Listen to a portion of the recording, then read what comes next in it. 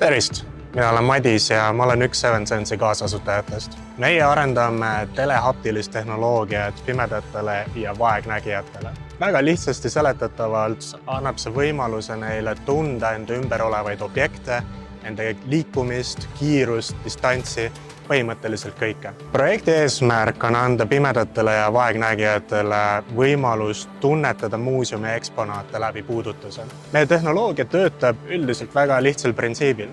Kasutame 3D-kaameraid, et aru saada, mis sinu ümber toimub ja siis me tõlgime need läbi taktiilse puudutuse sinu otsa ette. Me tahame oma seadmega anda pimedatele võimaluse teha palju rohkem kui lihtsalt ringi liikuda.